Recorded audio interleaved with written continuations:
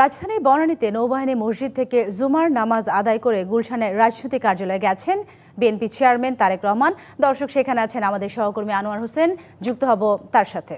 আনোয়ার, আপনার কাছে জানতে চাইব, নির্বাচনে বিএনপি নিরঙ্কুশ জয়ের পরে তার নেতাকর্মীদের উচ্ছ্বাসের খবর জানাবেন, সেই সাথে জানাবেন বিএনপি চেয়ারম্যান তারেক রহমানের আজকের কর্মসূচি নিয়ে কি কি তথ্য আছে আপনার কাছে।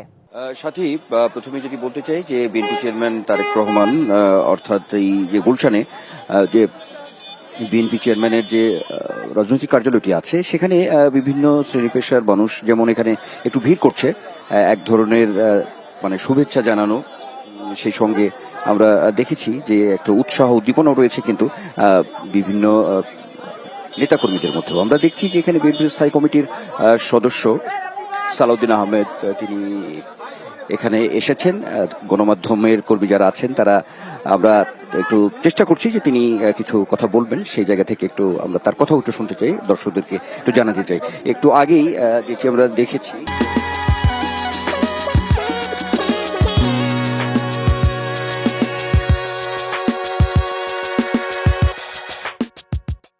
বিএনপি স্থায়ী কমিটির সদস্য সালাউদ্দিন আহমেদ কথা বলবেন, আমরা সরাসরি তার কথা শুনবো। তার আগে যেটি বলতে চাই, একটু আগে এখানে বিভিন্ন স্তরের মানুষ এখানে আসছেন। একরকম বিএনপি চেয়ারম্যান তারেক রহমান, আমরা কথা শুনতে চাই বিএনপি স্থায়ী কমিটির সদস্য সালাউদ্দিন আহমেদ। আলহামদুলিল্লাহ, আল্লাহর দরবারে আমরা শুকরিয়া আদায় করছি। বাংলাদেশের বহুল প্রত্যাশিত জাতীয় সংসদ নির্বাচন শান্তিপূর্ণভাবে অনুষ্ঠিত হয়েছে এবং সুষ্ঠু নিরপেক্ষ একটা নির্বাচন অনুষ্ঠিত হয়েছে, যার জন্য সারা বিশ্ব অপেক্ষা করছিল, শুধু বাংলাদেশের মানুষ নয়। আমরা আল্লাহর দরবারে শুকরিয়া আদায় করছি, এদেশের জনগণের প্রতি শুকরিয়া আদায় করছি, তাদেরকে অসংখ্য ধন্যবাদ প্রদান করছি। তারা ধৈর্য ধরে এই ত্রয়োদশ জাতীয় সংসদ নির্বাচনে অংশগ্রহণ করেছেন এবং ভোট প্রয়োগের পর ভোট পাহারা দিয়েছেন। দুই একটি ছোটখাটো বিচ্ছিন্ন ঘটনা ছাড়া উল্লেখ করার মতো তেমন কোনো ঘটনা ছিল না। বলতে গেলে শতকরা শতভাগই শান্তিপূর্ণ নির্বাচন অনুষ্ঠিত হয়েছে। এই বিজয় আমাদের প্রত্যাশিত ছিল। আমরা বাংলাদেশের জনগণের যে স্রোত বিএনপির অভিমুখে দেখেছি, আমাদের নেতা জনাব তারেক রহমান যেখানেই গিয়েছেন, তিনি স্বদেশ প্রত্যাবর্তনের পরে যেই অভ্যর্থনা পেয়েছেন, আমরা তখনই এদেশের মানুষের মন বুঝতে পেরেছি। তারা অপেক্ষা করছে দীর্ঘ 17 বছর পরে গণতান্ত্রিকভাবে একটা নির্বাচনে অংশগ্রহণ করে ভোটাধিকার প্রয়োগ করে এদেশের নতুন যাত্রা শুরু করার জন্য। বাংলাদেশের গণতন্ত্রের, শক্তিশালী গণতন্ত্রের ভিত্তি রচনা শুরু হয়েছে। গণতান্ত্রিক যাত্রা অব্যাহত থাকবে ইনশাআল্লাহ। এদেশের সকল রাষ্ট্র কাঠামোর গণতান্ত্রিক সংস্কার এবং সংবিধানের কাঙ্ক্ষিত গণতান্ত্রিক সংস্কার করা হবে, যেটা আমাদের 31 দফার উদ্দেশ্য ছিল, লক্ষ্য ছিল, এবং তার ভিত্তিতে আমরা আমাদের ইশতেহার প্রণয়ন করেছি। ইতিমধ্যে জুলাই জাতীয় সনদ স্বাক্ষরিত হয়েছে, যার মধ্যে দিয়ে একটি রাজনৈতিক সমঝোতা হয়েছে। এটা একটি রাজনৈতিক সমঝোতার দলিল, তা অক্ষরে অক্ষরে পালন করা হবে। আমরা আশা করছি বাংলাদেশের এই জাতীয় সংসদ স্বাধীনতার পরে সবচাইতে বেশি আইন প্রণয়নকারী জাতীয় সংসদ হবে এবং সংবিধান সংশোধন করবে জন আকাঙ্ক্ষার ভিত্তিতে। আমাদের শহীদদের আকাঙ্ক্ষা অনুযায়ী, প্রত্যাশা অনুযায়ী, তরুণ প্রজন্মের প্রত্যাশা অনুযায়ী এই দেশকে আমরা মেধা নির্ভর, প্রযুক্তি নির্ভর এবং জ্ঞান নির্ভর রাষ্ট্র বিনির্মাণের জন্য আমরা সমগ্র দেশবাসীর সহযোগিতা চাই, গণমাধ্যমের সহযোগিতা চাই, সমাজের, রাষ্ট্রের সকল স্তরের যে যেখানে আছেন, সমাজের যারা দায়িত্ব পালন করছেন, রাষ্ট্রের বিভিন্ন স্তরে দায়িত্ব পালন করছেন, সকলের সহযোগিতা চাই একটি শক্তিশালী সাম্যের ভিত্তিতে মানবিক মর্যাদার এবং সুশাসন প্রতিষ্ঠার।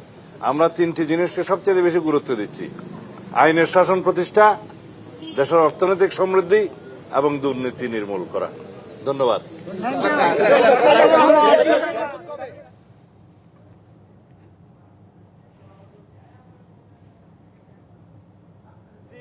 আজকে বিকেলের মধ্যে নির্বাচন কমিশন আনুষ্ঠানিকভাবে গেজেট নোটিফিকেশনের মাধ্যমে ফলাফল ঘোষণা করবেন এবং তারপর থেকে ক্ষণগণনা শুরু হবে সংসদ সদস্যদের শপথ নেয়ার বিষয়টি।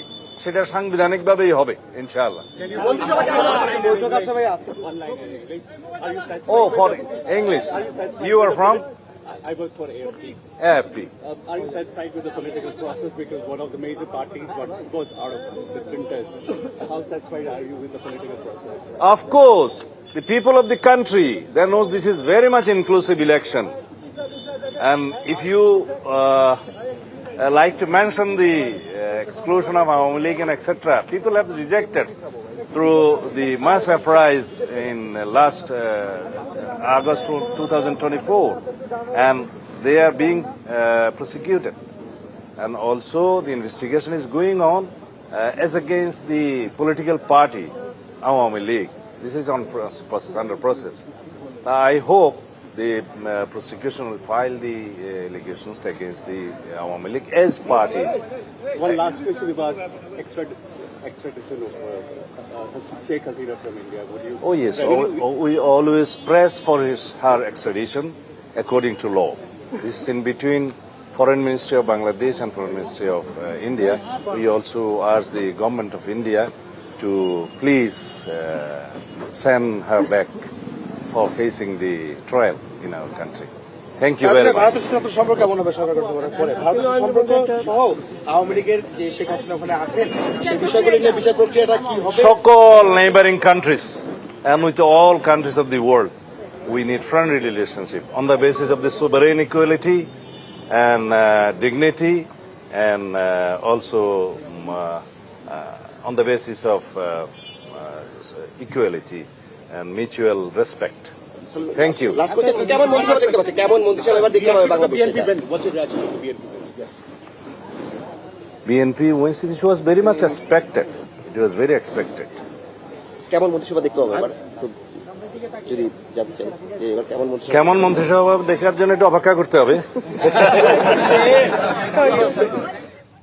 বিএনপির স্থায়ী কমিটির সদস্য সালাউদ্দিন আহমেদ গণমাধ্যম কর্মীদের সাথে কথা বলছিলেন, আমরা যুক্ত ছিলাম সেখানে।